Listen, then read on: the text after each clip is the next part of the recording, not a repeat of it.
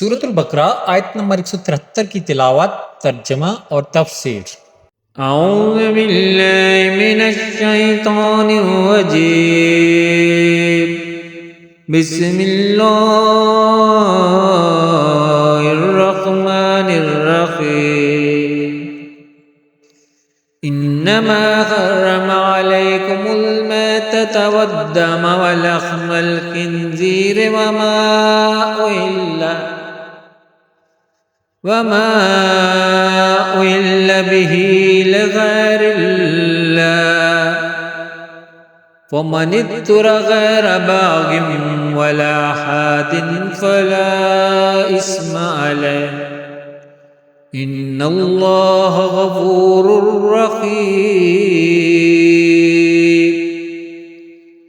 اس نے تم پر صرف مردار اور خون اور سور کا گوشت اور وہ جانور حرام کیے ہیں جس کے ذبح کے وقت غیر اللہ کا نام بلند کیا گیا، تو جو مجبور ہو جائے، حالانکہ وہ نہ خواہش رکھنے والا ہو اور نہ ضرورت سے آگے بڑھنے والا ہو، تو اس پر کوئی گناہ نہیں، بے شک اللہ بخشنے والا مہربان ہے۔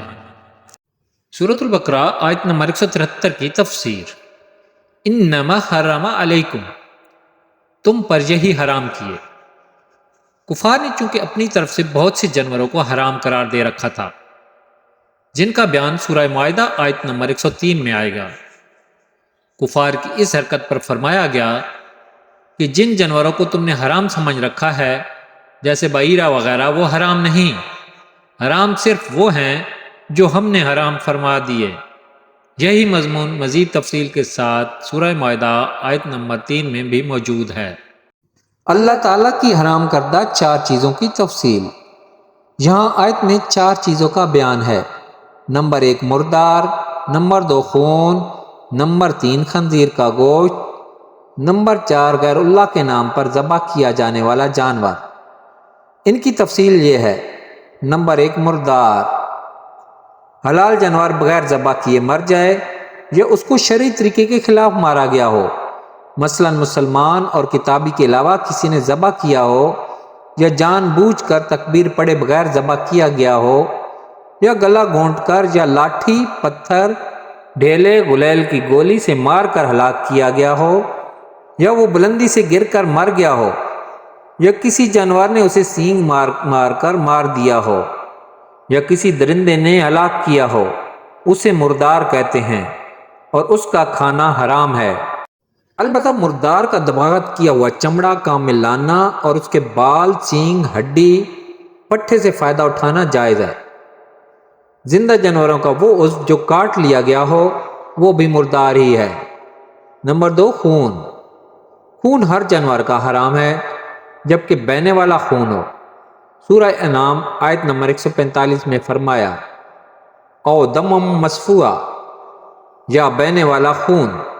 ذبح کے بعد جو خون گوشت اور رگوں میں باقی رہ جاتا ہے وہ ناپاک نہیں۔ نمبر 3 خنزیر، خنزیر یعنی سور نجس العین ہے۔ اس کا گوشت، پوست، بال، ناخن وغیرہ تمام اجزاء نجس و حرام ہیں، کسی کو کام میں لانا جائز نہیں۔ چونکہ آیت میں اوپر سے کھانے کا بیان ہو رہا ہے، اس لیے یہاں صرف گوشت کا ذکر ہوا۔ نمبر 4 غیر اللہ کے نام کا ذبیحہ۔ اس کا معنی یہ ہے کہ جانور ذبح کرتے وقت اللہ تعالیٰ کے علاوہ کسی اور کا نام لیا جائے، اور جس جانور کو غیر اللہ کا نام لے کر ذبح کیا جائے وہ حرام و مردار ہے۔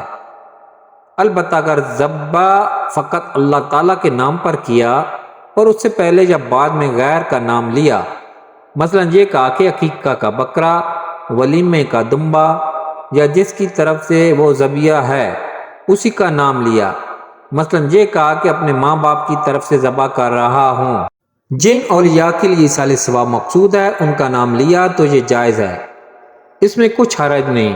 اور اس فعل کو حرام کہنا اور ایسے جانور کو مردار کہنا سراسر جہالت ہے، کیونکہ ذبح سے پہلے یا ذبح کے بعد غیر کی طرف منسوب کرنا ایسا فعل نہیں جو کہ حرام ہو، جیسے ہم اپنی عام گفتگو میں بہت سی عبادات کو غیر کی طرف منسوب کرتے ہیں۔ مثلا یوں کہتے ہیں کہ ظہر کی نماز، جنازہ کی نماز، مسافر کی نماز، امام کی نماز، مقتدی کی نماز، بیمار کی نماز، پیر کا روزہ، اونٹوں کی زکوٰۃ اور کعبہ کا حج وغیرہ۔ جب یہ نسبتیں حرام نہیں اور ان نسبتوں کی وجہ سے نماز، زکوٰۃ اور حج وغیرہ میں کفر و شرک اور حرمت تو درکنار نام کو بھی کراہت نہیں آتی، تو کسی ولی یا بزرگ یا کسی اور کی طرف سے منسوب کر کے فلاں کی بکری کہنا کیسے حرام ہو گیا؟ اور اس سے یہ خدا کے حلال کیے ہوئے جانور کیونکہ جیتے جی مردار اور سور ہو گئے کہ اب کسی صورت حلال نہیں ہو سکتے، جو لوگ انہیں مردار کہتے ہیں وہ شریعت مطہرہ پر سخت جرأت کرتے ہیں۔ یاد رکھیے کہ کوئی مسلمان اللہ تعالیٰ کے علاوہ کسی اور کا نام لے کر جانور ذبح نہیں کرتا، اور کسی مسلمان کے بارے میں شرعی ثبوت کے بغیر یہ کہنا کہ اس نے غیر اللہ کا نام لے کر جانور ذبح کیا تو یہ بدگمانی ہے، اور کسی مسلمان پر بدگمانی کرنا حرام ہے، اور حتی الامکان اس کے قول اور فعل کو صحیح وجہ پر معمول کرنا واجب ہے۔ اور ذبح کے معاملے میں دل کے ارادے پر اس وقت تک کوئی حکم نہیں لگایا جا سکتا جب تک قائل اپنے ارادے کی تصریح نہ کر دے، اور اگر بالفرض بعض ناسمجھ احمقوں پر شرعی ثبوت کے ساتھ ثابت ہو بھی جائے کہ انہوں نے غیر اللہ کا نام لے کر ذبح کیا، اور اس ذبح سے معاذ اللہ ان کا مقصود غیر خدا کی عبادت ہے، تو کفر کا حکم صرف انہی پر ہوگا۔ ان کی وجہ سے عام حکم لگا دینا اور باقی لوگوں کی بھی یہی نیت سمجھ لینا باطل ہے۔ خلاصہ یہ ہے کہ مسلمان اپنے رب تعالیٰ کا نام لے کر ذبح کر رہا ہے تو اس پر بدگمانی حرام و ناروا ہے، اور خود سے بنائے ہوئے ذہنی تصورات پر کسی مسلمان کو معاذ اللہ کفر کا مرتکب سمجھنا اللہ تعالیٰ کے حلال کیے ہوئے کو حرام کہہ دینا ہے، اور تکبیر کے وقت جو اللہ تعالیٰ کا نام لیا گیا اسے باطل و بے اثر ٹھہرانا ہرگز صحیح ہونے کی کوئی وجہ نہیں رکھتا۔